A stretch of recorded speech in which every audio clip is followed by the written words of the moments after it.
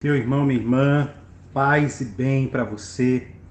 Se as coisas estão bem, louve a Deus. Se não está do seu agrado, louve a Deus mesmo assim, pedindo que as coisas se organize. Vamos louvar a Deus nesse dia, que a sua manhã, o seu dia seja abençoado. Você comece o dia sorrindo, louvando a Deus por mais uma oportunidade de viver. Se o seu coração está entristecido, se há coisas que lhe entristecem, louve a Deus e peça a Deus para vencer essa tristeza e assim você valorizar mais ainda aquilo que Ele traz alegria. Como é bom um novo dia, termos um novo dia para bendizer o nosso Deus. Hoje, 31 de julho, último dia do mês, sexta-feira, é dia de um santo importante, Santo Inácio de Loyola.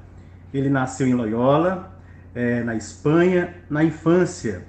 Ele foi pajem na corte de um parente cavaleiro, onde aprendeu as maneiras nobres que sempre o acompanharam. Era soldado a serviço do vice-rei, e assim, durante uma prolongada atividade, entregou-se à leitura da vida dos santos, sobretudo a legenda áurea. Depois, este santo, que é o santo de hoje, Santo Inácio de Loyola, ele vai crescendo espiritualmente a partir da sua vida de busca de orientação junto aos beneditinos, faz um retiro prolongado e depois ele mesmo começa, pela sua vivência espiritual, a motivar as pessoas a fazerem os exercícios espirituais, em que os jesuítas, ele é o fundador dos jesuítas, pelos jesuítas ficou tão difundido. Santo Inácio de Loyola é fundador dos jesuítas, que são padres desta congregação da qual faz parte hoje o Papa Francisco.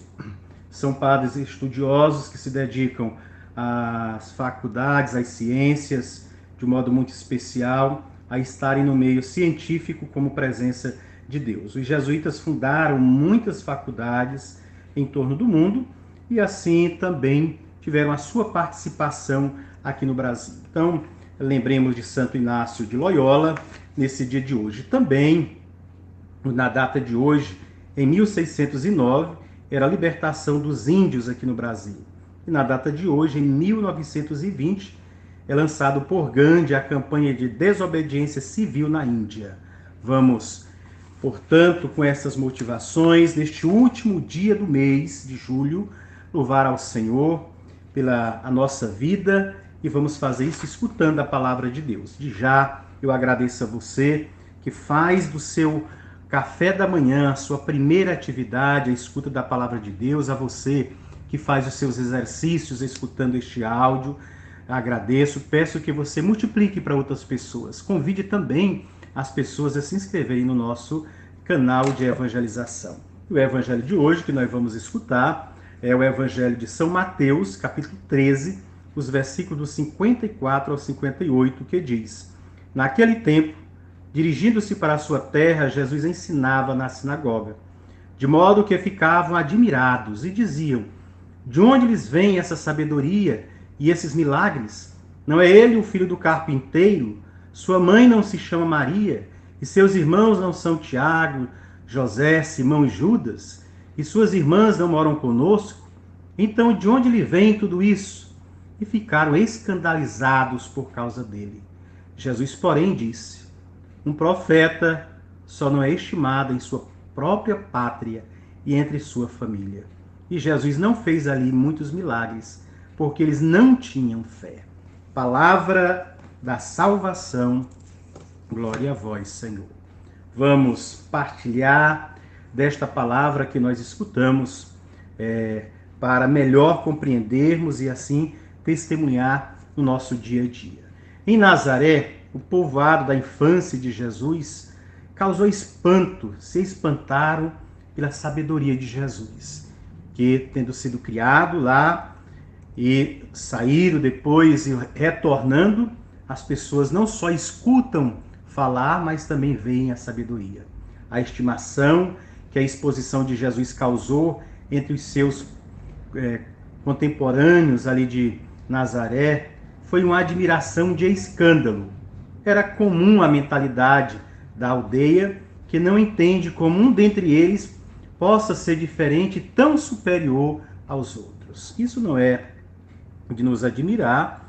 Também ainda hoje, entre nós temos o péssimo hábito de não valorizar as pessoas do nosso meio, não acreditar, mesmo quando as pessoas são capazes, têm os seus dons, e todos têm, mesmo assim, quando são pessoas que a gente acredita, mesmo assim ainda demora muito, tem que provar muitas vezes, porque nós somos educados pessimamente, digo mais uma vez, a valorizar mais as coisas de fora, mais os outros, do que as coisas próximas de casa, da família, dos que estão à nossa volta. É algo que nós precisamos corrigir em nós.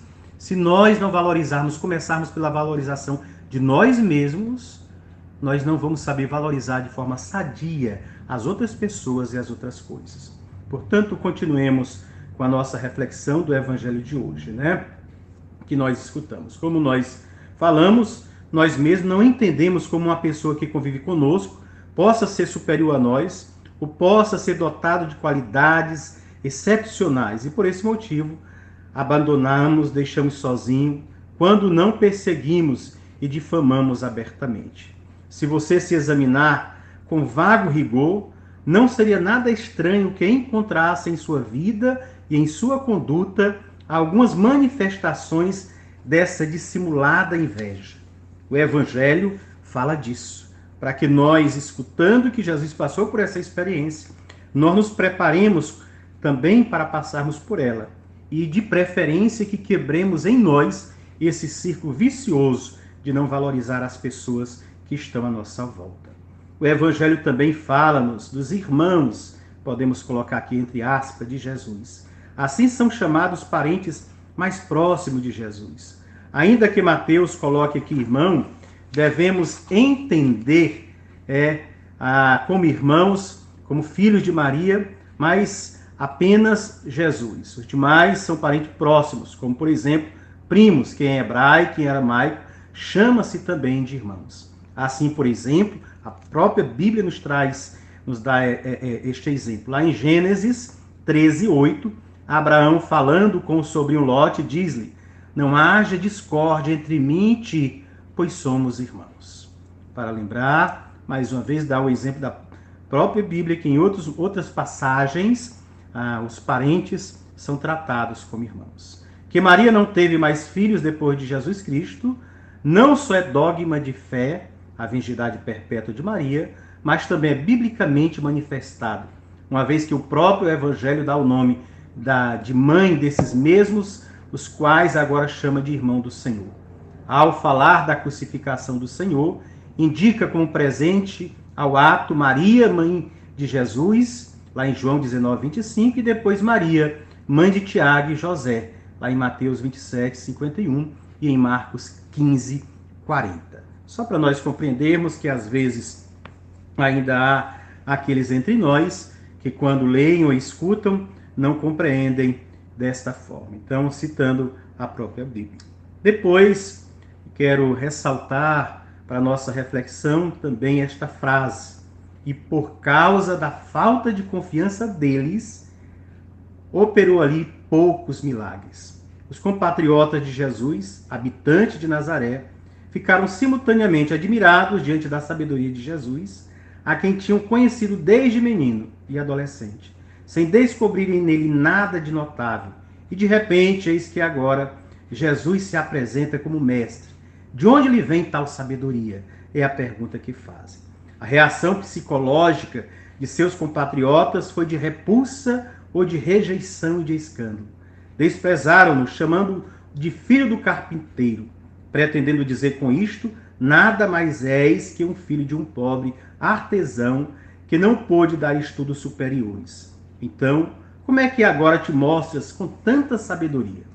E Jesus, segundo diz São Marcos, maravilhou-se da sua falta de fé. E essa falta de fé foi a causa de Jesus não ter feito milagres entre os seus.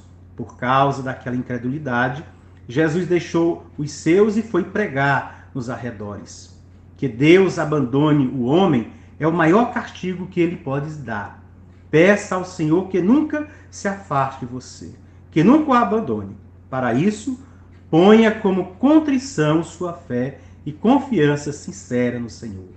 Jesus maravilhava-se da pouca fé dos nazarenos, pois mesmo que Cristo conheça tudo com a sua beatífica ciência, no entanto, com a sua ciência humana, experimental, ia constatando a incredulidade de seus contemporâneos lá de Nazaré, que não queriam compreender ou acolhê-lo como deveriam, não queriam ver com os olhos da fé. Por isso, a tal indagação, de onde lhe vem, pois, toda esta sabedoria. Numa parte do Evangelho, o Senhor diz: não há pior cego que aquele que não quer enxergar.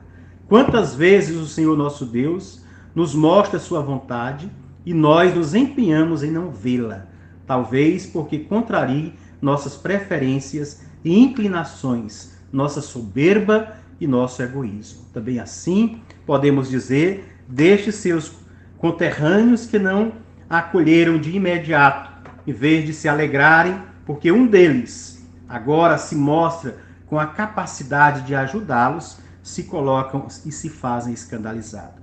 A nós que agora escutamos em tempos depois e, portanto, podemos compreender melhor, que nós nos esforcemos para nos alegrar com a alegria dos nossos irmãos, festejar com as vitórias dos nossos irmãos, não deixando assim que a inveja faça parte da nossa vida e prejudique o nosso relacionar com Deus. Que você, meu irmão, minha irmã, se alegre com a alegria dos outros. Confie cada vez mais no seu irmão.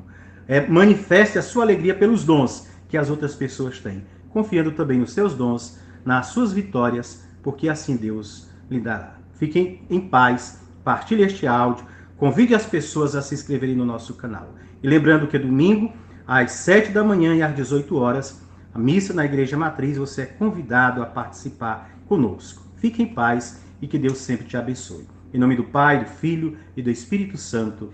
Amém.